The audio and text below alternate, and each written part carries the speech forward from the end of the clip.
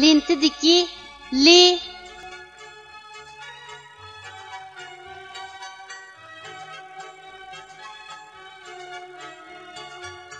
bu harfning talaffuz qilinishi mundaq. Li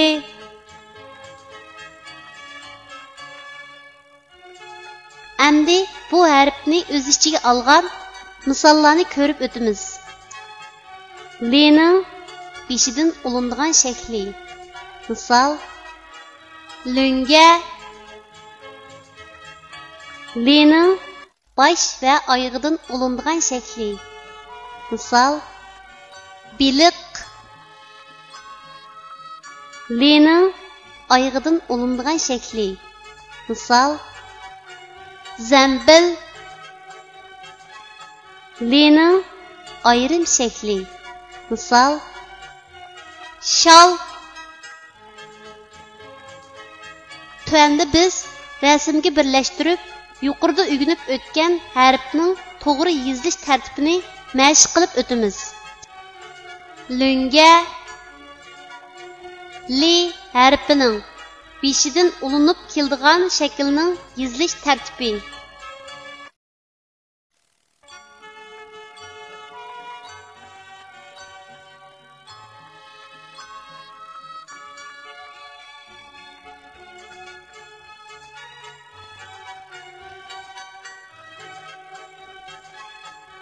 Biliq li harfining bosh va oyog'idan ulinib keladigan shaklning yozilish tartibi.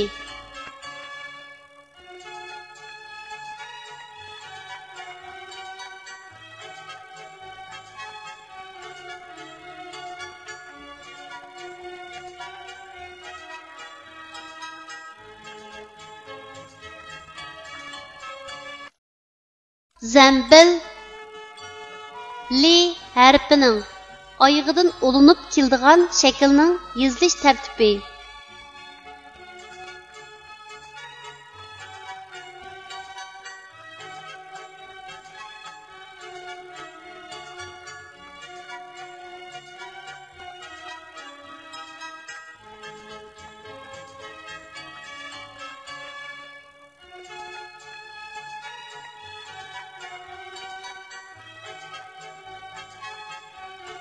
Shal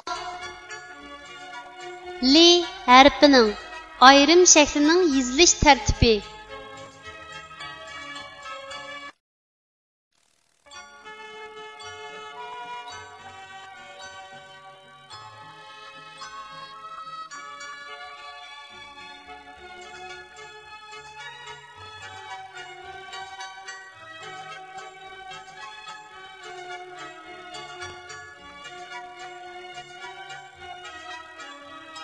Kichik do'stlar, tuandagi so'zlarni menga aytib o'qinglar.